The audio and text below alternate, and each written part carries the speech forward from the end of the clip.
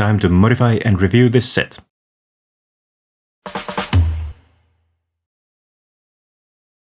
When I was trying to fit the Sanctum Sanctorum inside a cabinet of the IKEA Galax shelf, I spotted a need for a couple of small modifications. The first need for modifications came from the fact that because I have added that lighting strip on top of the glass cabinet, the chimneys of the building didn't fit in. Sure, I could put the roof and the rest of the building there separately and connect them behind that lighting strip, but all that just felt a little too much of a hassle. I would prefer that I could just slide the whole building in and out of the cabinet. The other change came from the fact that I wanted to place the building, as you can see here, the flat wall against the cabinet wall. That meant that I couldn't place that monster coming out of that portal so that it would be visible. That is because the only available spots are either on the back wall or on that flat wall, as it could go on the spot where the Captain America poster is now. So I really wanted to modify the building so that I could include that monster on the front facade of the building. But I really wanted to try to do these modifications without needing any extra parts. That gave me yet another reason to reduce the height of those chimneys, because that would free some parts for further modifications. Now, I could have taken a 2x4 out of each chimney, but such large parts would not have been useful going on. But another layer contained these smaller parts, and these are much more useful, even though it means that I had to take out the masonry detail out of the chimneys. Now the goal is somehow to add the monster to the front facade of the building. Now this large round window in the roof section would actually be of perfect size, but I rather like that detail, so I don't want to remove it. Perhaps the monster could fit in here where the smaller round window is. The eye seems to be of same size as that round window, so maybe that could burst out of it, and the tentacles could come out from these smaller windows on each side. Now the monster has been taken apart, and the bricks holding the tentacles are still there. And I managed to build a replacing wall panel with the help of the parts taken out from the chimneys. And the eye can use the same connection method that the small round window used previously. Perhaps this looks a bit too much like an eye on the wall rather than coming through the wall, but it will have to do. And actually I made one more improvement round on this wall panel, because the previous version did not fit this lower position. It's not actually perfect on this side, but none of those parts will clash with the interior details of the building, regardless of the position. But it will look good on the outside. And that was my main goal here. And of course, everything else is now complete. I managed to add the monster right there where I planned. I also placed all the minifigs. Here you can see Doctor Strange blocking one tentacle while trying to blast that eye.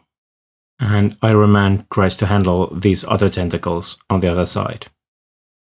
At the center here, Wong is doing his Avengers Endgame thing by projecting S.H.I.E.L.D. upwards and blocking those falling windows.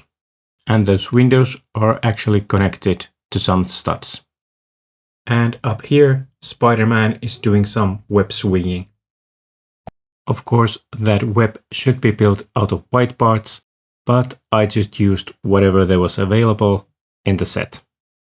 If I really want to keep him there, perhaps I should order some additional white parts. On top of the roof, I placed the Scarlet Witch in battle with the evil Doctor Strange. I also placed all the leftover orange parts there to create a portal. And on this side of the building, we have Mordo jumping with his magical boots and fighting with the jumpy Doctor Strange. And in this corner, Ebony Maw is ready to join in. I actually tried to create an effect on Modo's magical boots that you can see better from this angle. And next, let's go through the details of this building floor by floor. And here is the first floor. This side is mostly brick built, and on the back side we can see somewhat detailed back alley. Usually there isn't this much detail on the back sides of the buildings.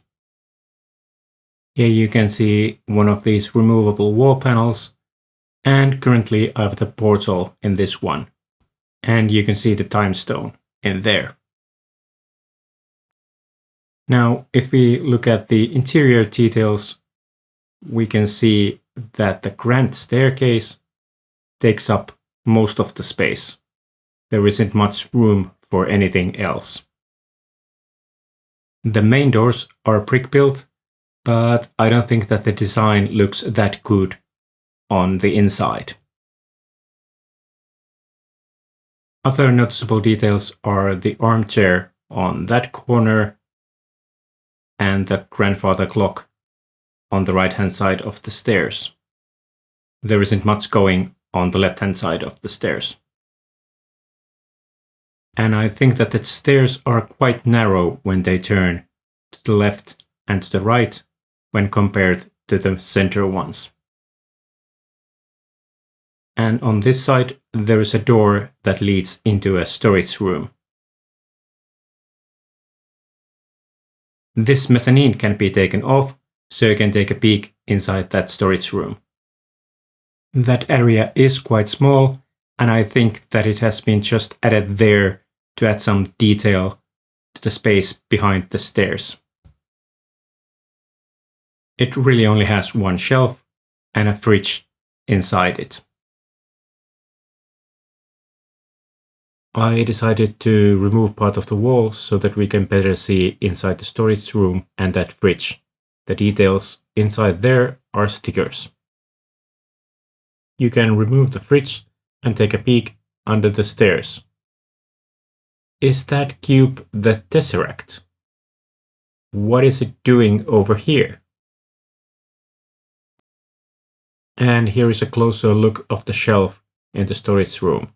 Purple and red are colors of the Infinity Stones, but I doubt that these are supposed to represent those. And let's move on to the second floor. Here is the replacement wall panel that I built. And these two sliding vents on the backside are part of a play feature. Inside Sanctum Sanctorum there is this door that can lead into different places. And by sliding those vents on the backside of the building, you can change the location seen through the door. And I think that this is a rather nice play feature. Other features here are these massive and beautiful bookcases. Very nicely built. On this side, we have a couple of armchairs and some items on display in the corner.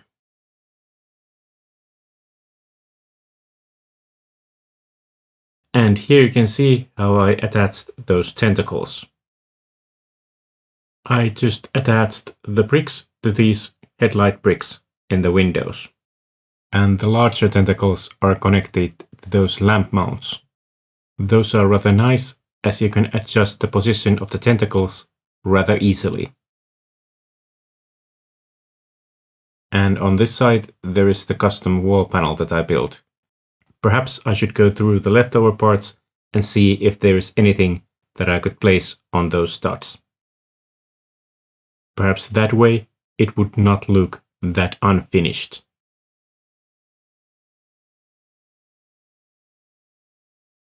And here is how the first floor and second floor look connected.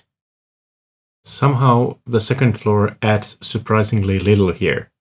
The floor is only 2 studs wide on the left hand side and 5 studs wide on the right hand side.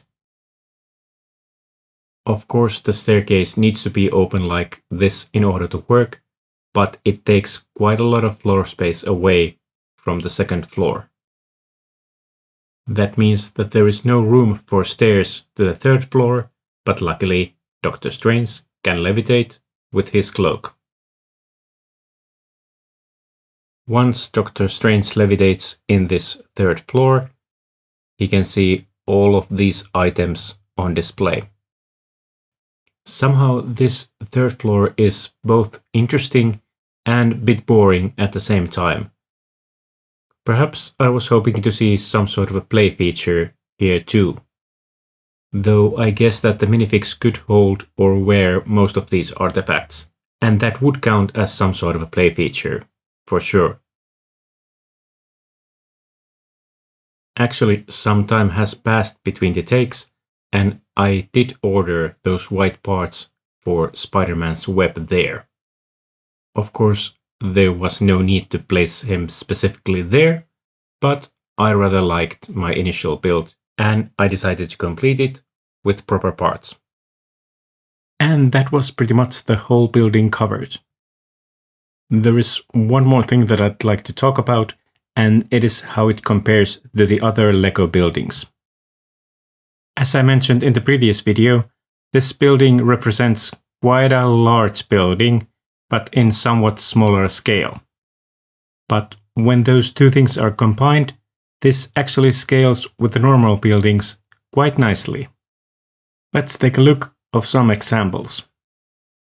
So, here you can see the Sanctum Sanctorum with the police station. I think they look rather nice next to each other.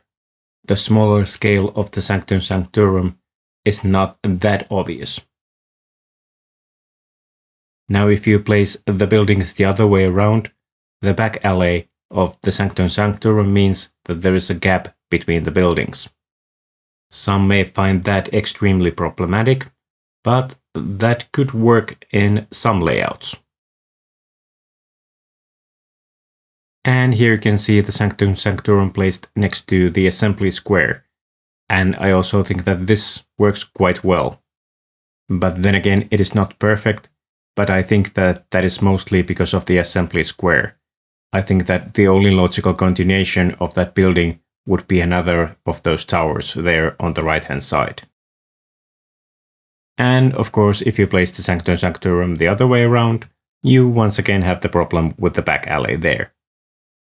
The back alley could work if it would lead to something interesting behind the buildings. Here you can see a 2x2 block where I tried to make some use of that back alley. The idea is that it would turn to the right and continue between the extended hotel and the police station. Let's take a peek of it from the other side. If you would detail the back alley behind the police station, it could work as a logical continuation. Most of the buildings have some sort of back doors, so this alley could be a way to reach those. So the back alley might not automatically be a problem in your city layout. You just need to come up with a way how to utilize it. And I think that is a wrap on the Sanctum Sanctorum review. If you are looking for another building to add to your modular city, I think this is a good choice. You could easily downplay the superhero aspects of this building and just make it look like a regular building. That was one of the reasons why I decided to add this building to my collection, even though I don't have any more space on top of that IKEA Kallax shelf. Or actually I do have some space behind the buildings on the sides. I could place some facades behind those. And one day I could try to modify this set into a such facade. But that is definitely not the topic of the next video. In the next video, it is time to build once again something else than a building. You can expect that next video ASAP, but remember, when a Sloth says that, it means as slowly as possible.